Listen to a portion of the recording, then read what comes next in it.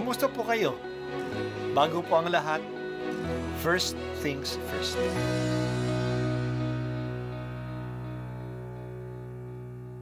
Good morning po. Sinisimulan po natin ngayon ang first things first. At dito po, tinatalakay natin sa unang bahagi ng umaga natin ay ang first readings na binabasa po sa banal na misa. Ito pong tinatalakay natin kasi madalas po kasi marami na tayong alam tungkol sa gospel readings. Pero konti po ang nagsasalita sa first readings. Pero ang first readings, bahagi din po yan ng Biblia, ng banal na kasulatan.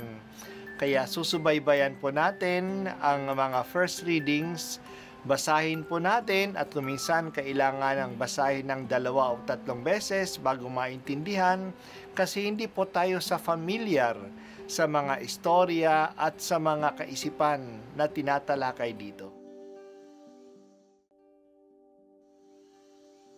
Ang pagbasa mula sa aklat ng mga hukom. Noong mga araw na iyon, ang mga Israelita ay gumawa ng masama sa Panginoon. Naglingkod sila sa mga Baal. Tinalikdan nila ang Panginoon, ang Diyos ng kanilang mga ninuno at siyang nag-alis sa kanila sa Ehipto. Naglingkod sila at sumamba sa mga Diyos-Diyosan ng mga bayan sa paligid. Kaya nagalit sa kanila ang Panginoon. Tinalikdan nga nila ang Panginoon at naglingkod sa mga Baal at kay Astarot. Dahil dito, nagalit ang Panginoon sa Israel. Kaya sila'y pinabayaan niyang malupig ng kaaway at samsaman ng ari-arian. Tuwing sila'y makikipagdigma, ipinalulupig sila ng Panginoon tulad ng kanyang sumpa. Ano pat wala silang kapanatagan. Ang Israel ay ibinigyan ng Panginoon ng mga hukom upang magtanggol sa kanila, ngunit hindi nila pinakinggan ang mga ito.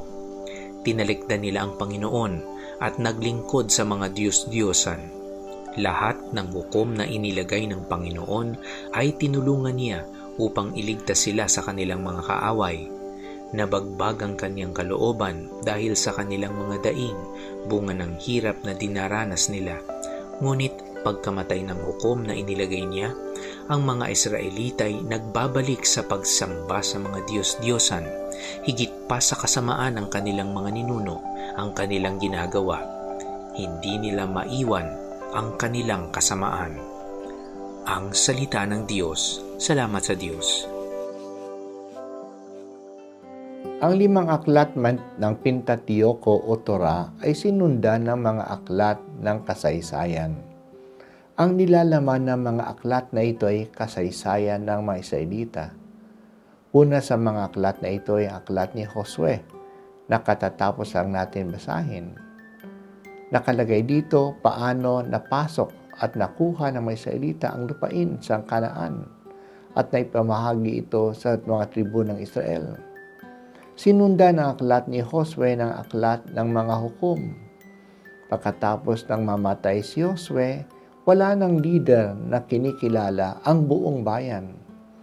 Ang mas malala pa, nung namatay na rin ang mga tao na nakaranas ng pagliligtas sa disyerto sa pangunguna ni Moises at ni Josue, ang sunod na mga henerasyon ay hindi na tumupad sa pangako ng mga magulang nila na wala na silang sasambahin na ibang Diyos, kundi si Yahweh lamang.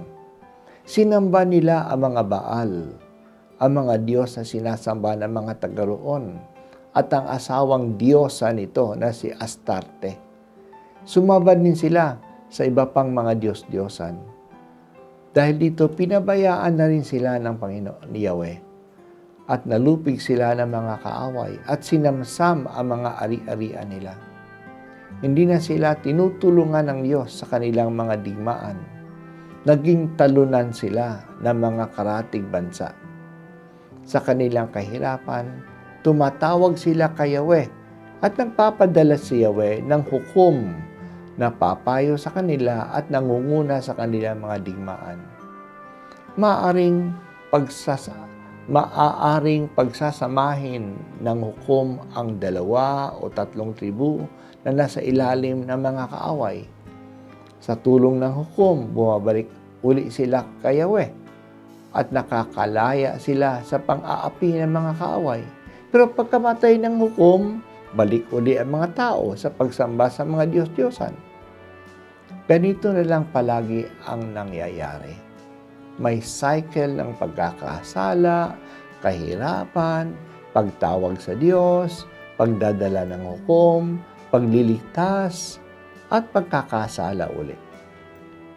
Hindi na sila natuto na palaging manatili na tapat sa Diyos at sa kanilang pangako. Huwag nating sisihin ang mga tao sa ganitong pagpabalik-balik na pagkakasala, parusa, pagsisisi, pagkakasala uli. Kasi ito rin ay ang ginagawa natin. Pabalik-balik na lang tayo ng pagkakasala. Magpapatawad ang Diyos. Dinadahilan pa natin na dinadahilan pa natin ito sa pagpapatuloy na pagkakasala.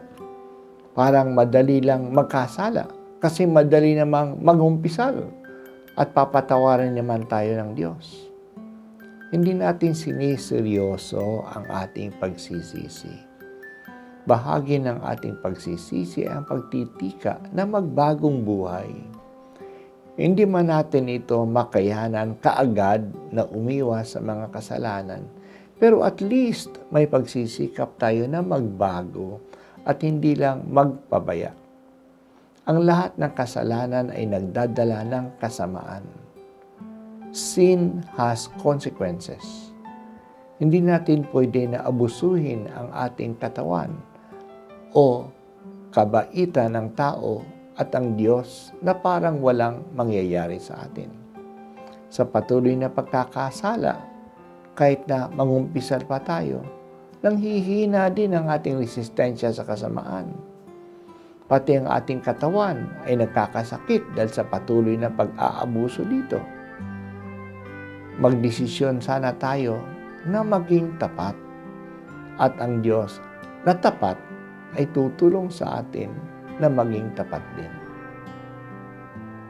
O Panginoong Diyos, tulungan mo kaming maging tapat sa iyo. At huwag basta-basta na lang magpadala sa agos ng kasamaan sa paligid namin. Kaya naming iwasan ang kasamaan. Nandiyan ka sa piling namin na palagi naming matatawagan. Tulungan mo kami na maging tapat.